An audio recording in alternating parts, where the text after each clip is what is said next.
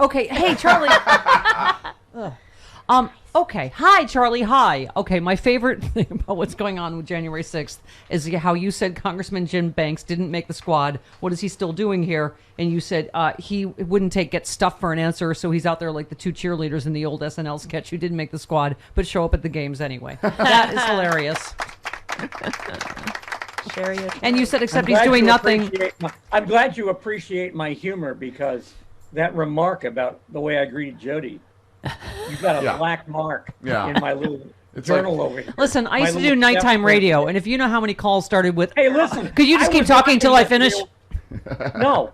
I was watching yesterday when Eric Bullock decided to work blue. Right? Yes. Was something. Something about me brings it out in people. Anyway, you said Banks is doing nothing but demonstrating how smart Pelosi was to keep him away from the committee. Thank you once again.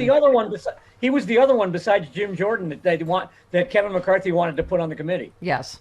I didn't know much about Banks before then. Yeah. I love that he's trying to pretend he's something, ranking member, and sending ranking member letters like a shadow something. Mm-hmm. Anyway, also my favorite thing is you referred to Representative Marjorie Taylor Greene, Republican of CrossFit. That is funny as well. But Charlie, this Rolling Stone piece is really and it's like I said, it's exactly what you expect of these cowards. They're all going, "Oh well, I don't know, it might have been my staff. I don't know, it wasn't me." I mean, yeah. Yeah, I was. In fact, it's very. We have the psychic connection because I was just writing about Mo Brooks for the blog, which will be up probably in the next hour or so, about how he's there's a couple of layers of chicken, whatever. Yeah. In Mo Brooks, he's throwing his staff under the train, while saying he's not throwing the staff under the train. Today he said that if his staff was involved, he would have been proud of them. Yes. Oh my God, I know. And how about John Eastman? I didn't. I wrote the memo, but I'm the hero that stopped this. I mean, you're crazy if you thought anyone was going to follow this. Like, what? Is that an actual defense? Yeah, they were. I stopped them. I stopped them from acting upon my stupid idea. Yeah. I mean, it's extraordinary. But so do you agree? I mean, Lawrence Tribe and others are obviously saying time to appoint a special counsel. I mean, this is. Oh Lord, I appreciate that, and I like Lawrence a great deal, and he's a lot smarter than I am on these things. But doesn't a special counsel just add another layer of bureaucracy? I don't. We will ask Chairman Schiff. I don't know. I just know that Congress. You've got a couple of congressional committees. You've got 8 zillion lawsuits all over the country, bringing in, Beltway wise man A, whoever it might be. I mean, to me, it's just it's another bog to step in. So I'm not real sure about that. I do think it's time to start thinking about expelling people from Congress. Yes. Well, at the very minimum, Charlie, but I just think that, again, you go, well, right, at the minimum, but they should be prosecuted. I mean, again, Glenn Kirshner tweeted about that. This is... Okay, it's hard to believe what you're even reading and taking in every day. You first the Willard Hotel story comes out, and then Rolling Stone comes on top of that. And by the way, Chris, Charlie said if Chris Lavoie does not stop dissing the Willard, I'm going to get very mad. You two have it out. Yes. I don't know what you're. I love the Willard Hotel. I'm sure, but so many bad things have come out of the Willard Hotel, though. It's named after a great rat. Right. No, it's not named after the rat. It's named after Mitt Romney. No, it's not. All right. It's named after the nice Mr. Willard who opened it. I'm sure it's called Willard's with an apostrophe. Yes. Okay, I'm sure the Willard was happy when the Watergate Hotel took over all the glory. I mean, it's the hotel where for which the word lobbyist was invented. Mm-hmm. Yeah. Oh, interesting. Yeah, because they would do deals in the lobby. Charlie knows everything. Yeah, they would. Ulysses S. Grant would go to the lobby and smoke a cigar, and the people would come and ask him for favors and stuff. Yeah. Wow. And you know what was really great? The same day I threw you at Elizabeth Warren like a javelin in Washington. Yes. I told her that story and she'd never heard it before. I explained to Elizabeth Warren what the origins of the word lobbyist. I was very proud. That's hilarious. That is awesome. And may I just say, because this is all connected, you also launched me at David Corn at the same convention that you launched me like a missile. You can't use me like a projectile, Charlie Pierce. I don't understand. I'm okay. Why, you're long and slender, and there are places to get a good grip. Thank you.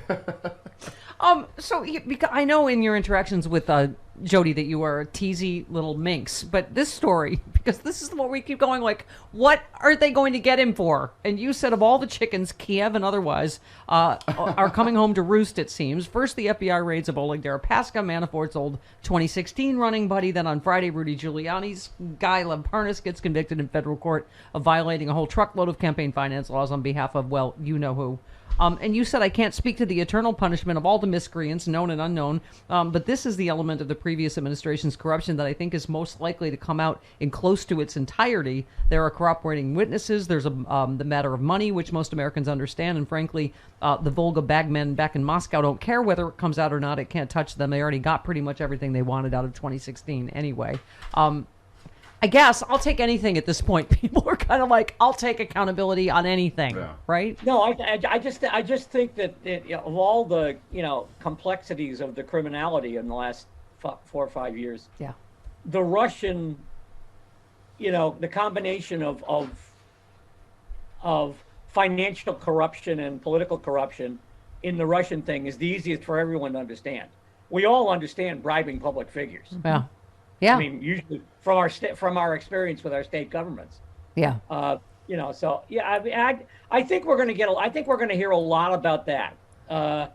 Whether it comes close to touching, either Rudy or any of the official, the former first family. I have no idea. Yeah. Yeah. Well, all right. So I don't know what. I'm gonna leave that for Malcolm. So what do you think about all this January 6th stuff and the latest reporting? I read the Rolling Stone story, and I haven't written anything about it yet because I'm not wary so much as I want to see the second chapter. I think they've got everything they need, except in that story, they don't have a connection between the war room at the Willard and the actual violence. Right. I think that's what's missing. I mean, were these guys plotting to monkey wrench the electoral college process? Yeah, there's no question about that. That was in the memo. That was, there are people who have tested, who have come out publicly and said they were. Yeah, I mean, there's no question that they were trying to rig the process.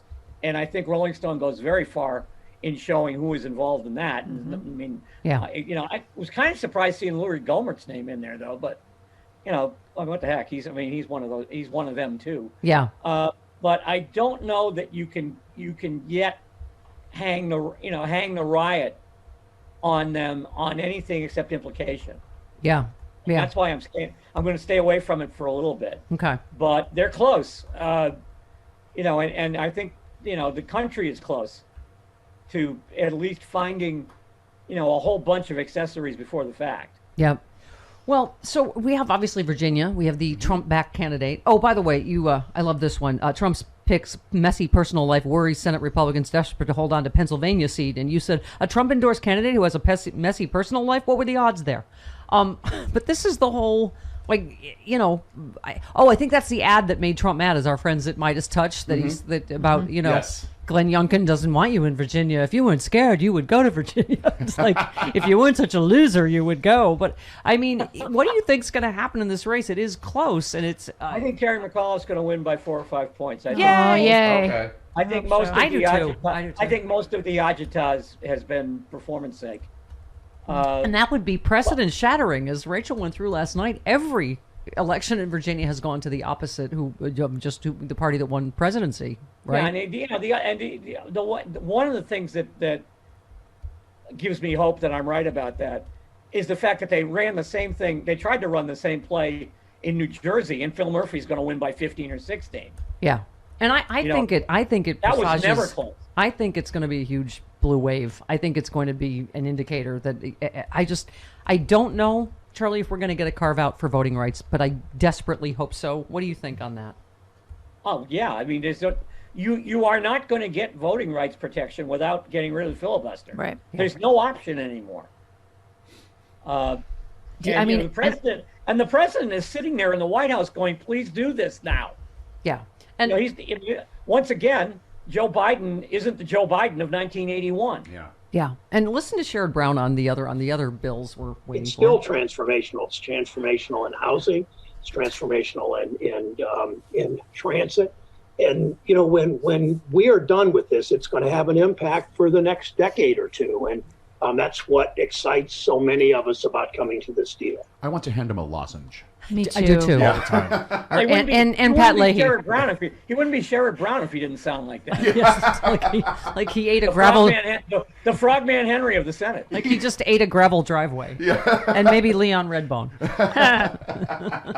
But Charlie, I think this again. We keep saying this is why Republicans are desperate to stop it, because all of the components, and they're becoming more and more well known, are wildly popular, right? And it goes. This goes all the way back to Bill Kristol before he was like one of our friends, who wrote the memo against the Clinton healthcare reform, who said, if you let this pass, people are going to love it and you're never going to get rid of it. And the Democrats will win every election for the next, 50 years. So don't let it pass. Right. yeah. It's the same playbook. Yep. They know. I mean, you start giving money to, childcare and community college and things like that. People are going to get used to them. They're going to be happy they have them, and you're never going to get rid of it. Yep. All right. Well, we shall see. Charlie, say goodbye to your beloved. Farewell, Jody. Farewell, Charlie. Charlie. Please don't let them corrupt our love with lurid speculation. I will not, ever. They work way too blue.